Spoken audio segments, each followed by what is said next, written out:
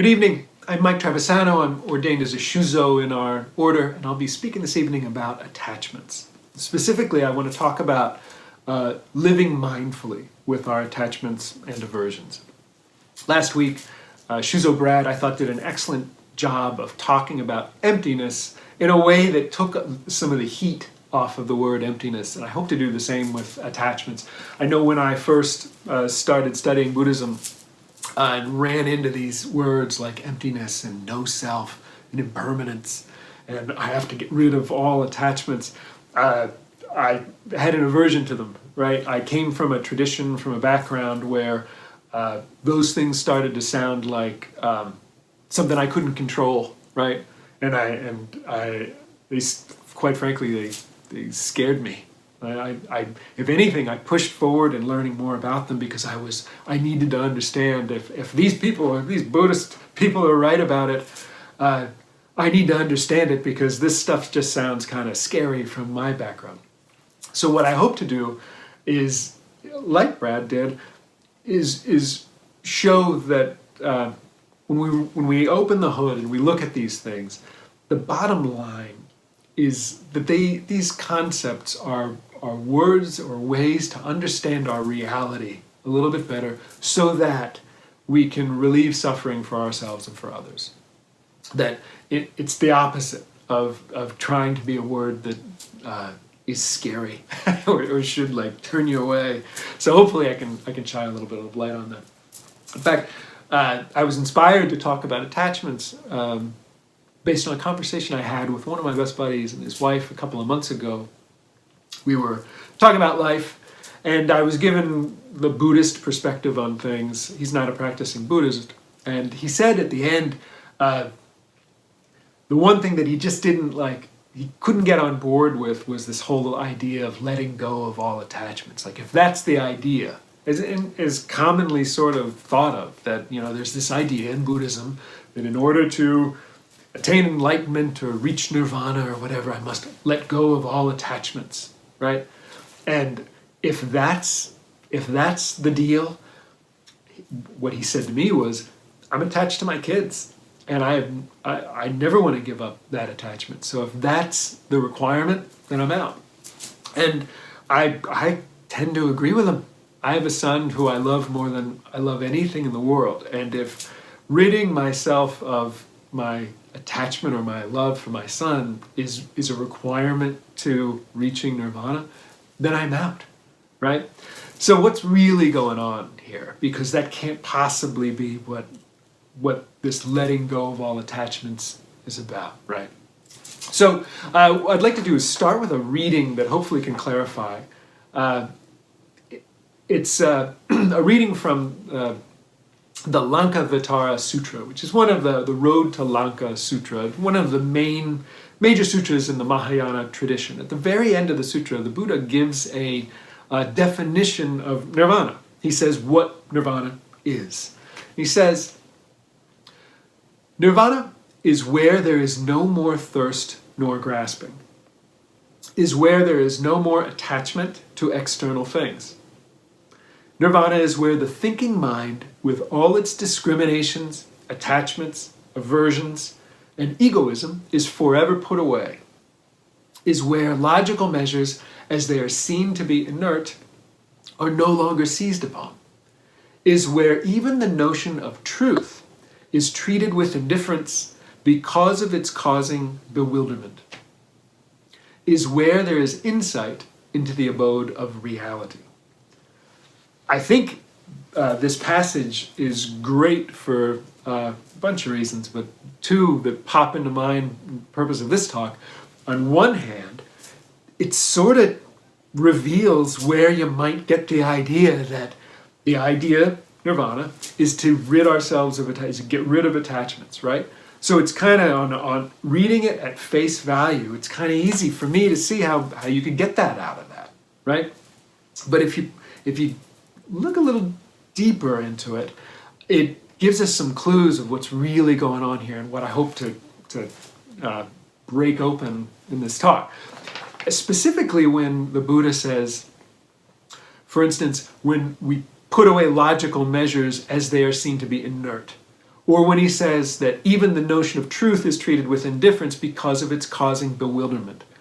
What he's talking about is suffering, bewilderment, indifference. He's talking about where we are able to see mental concepts and with equanimity, without grasping onto them, when they cause suffering. And the last line, I believe, is also a powerful clue of what he's really talking about. He says, is where there is insight into the abode of reality. And in my version of the sutra, reality is even capitalized. So what's going on there? Well, I think what's going on there is they're talking about a way of seeing that points to the fundamental truth of what's really going on. In other words, maybe the world of attachments and aversions live in a side of ourselves that isn't totally aligned with what's really going on. If I look at what an attachment is, that story gets a little bit richer. Because an attachment is a part of my ego self. As I developed from a tiny baby into this very day now, I was conditioned and retrained and challenged on what to believe is good and what's not good, what a good life should look like, what a good job is, what music is cool, what's the right food and why, what people I might want to hang out with, that I should, love my children is part of myself too. That's part of a deep, that's in my DNA. That's part of, we would say, skanda one. In my very blood is to love my children. But also in me are perceptions and ideas and conceptions about what a good child is, right? And what good kids do. Right? And as a father, I have that in me. I've got the voice of my own dad, my own mom, like saying, what a good parent is, right? To a kid that does something. So these are all things that are part of who I am. In many ways, attachments and aversions are the building blocks of the ego self. If I were able, and there was enough ink and enough time, I could describe my ego self as 1,000,000 billion attachments and aversions, right? Like this is Mike in a book of attachments and aversions.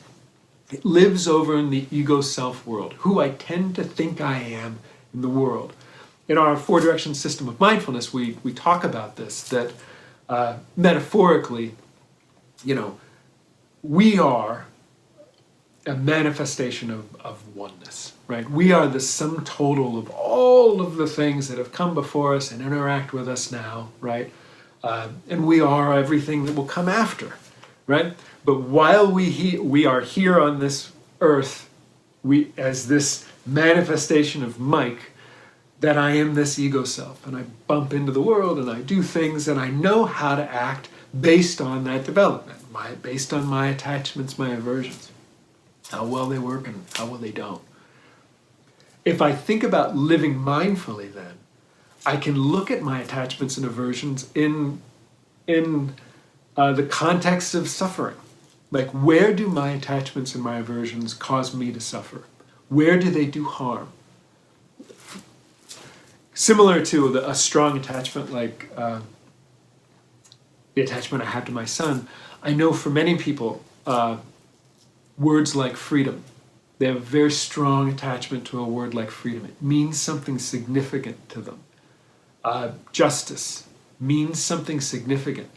The moment I start to say, you have to let that go, what I'm saying is, you have to let go of your identity. You have to let go of something sacred to you. And that's obviously going to get a strong pushback. If I look at these things mindfully, though, when I think about my attachment to my son, and I think about all of those things that it also means, that a good son does these things, is that true? What if he takes some action that is opposite to what I think what a good son should do? well, there's a high likelihood if I act on that I'm going to cause suffering for myself and for him. There's a strained relationship. I could ruin the relationship. I could find myself in a place where I've got to take a dramatic action just to get him back, right? Not because of something he did, but because of something that I did in my own head, based on my own attachments, my own aversions.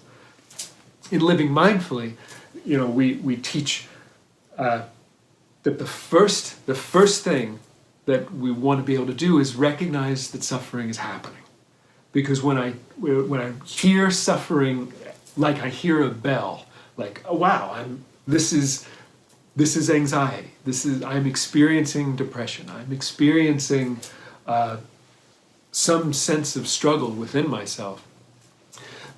That's the first step into being able to understand what's going on and to have choice about what to do next. I don't know about you, but I don't mean to say that step like flippantly, because I can go days or even weeks without really noticing that I'm experiencing this sense of anxiety, right? I can tunnel into it, spiral down. If it's an aversion that's important to me, I can really go with the best of them for spiraling into what is my purpose here? What if this isn't true about my identity, then what's the use of me being here at all? I'll give you an example. For the better part of 25 years, I had a very strong attachment to the idea that I was a musician, that I was a pianist, that was what was meaningful about me, right? And I practiced tons and tons and tons. 10,000 hours left long ago, Malcolm Gladwell. It was precious to me. But along with that idea, that identity of pianist, just like we talk about in our ego self world, this seeking of perfection, that I had this image of what it meant to be a pianist that was based on an image of perfection, that I was flawless, that everything I played was like meaningful and met with an incredible response, right? That if I gave a concert that not only people came, but the right people came, and the right people said the right things about me, right? This impossible image of what it meant to be a pianist in the world. And so, spoiler alert, it didn't always work real well, right? I remember a couple of years ago, and I gave a concert, and I thought it went terribly. Never mind what anybody else said to me about it, or that what they thought. That doesn't matter. I thought I was terrible. I thought the whole thing was a total bust, and and the very next day I left for vacation for a couple of days away with one of my best buddies, Nick, and that poor guy. Thank you, Nicola. He had to listen to me for the better part of half a week, in pure life crisis, because I thought that that what was significant about me was a failure. And I appreciate him pulling me out of it. But if I look back on what was really happening there, my attachment to pianist as my identity, as something super important to me, it was made up of a million sub-attachments about what it meant to me to be a pianist, and that none of them were real. None of them were something that I could possibly do anything about, or were healthy, right? In choosing to live mindfully with these parts of ourselves and part of myself that sees an identity in these attachments, I can choose to let go of them only when I can see them from a different perspective. If I can get away from those images of perfection that the ego self just so desperately wants to gravitate to, and I can see them from my true self. Because in oneness, in who I really am, I'm lacking nothing. That nothing can be added, nothing can be subtracted. In oneness, there is nothing to be. We talk about this world of the ego self being a world of doing and having, whereas the world of the true self is a world of being, of isness, right? That I can have and enjoy an ego self. I can have attachments, I can have aversions, but from the perspective of being, I'm not, they don't, what I do and what I have, what I'm attached to, what I have aversions to, don't define me. They're just there's how I play in the world. Who I really am, my true self, is something that lives in these eternal and yet small little moments of beingness. Maybe as an example, I recognize something like that probably sounds very mumbo jumbo-y or some woo-woo kind of thing, but there's a practical aspect to it. If I take something like my life as a pianist, and I say, if I were the greatest pianist that ever lived, or if I suffered some unfortunate accident and lost the use of my hands, and I could never play the piano again, would that change how much I love my son and my wife?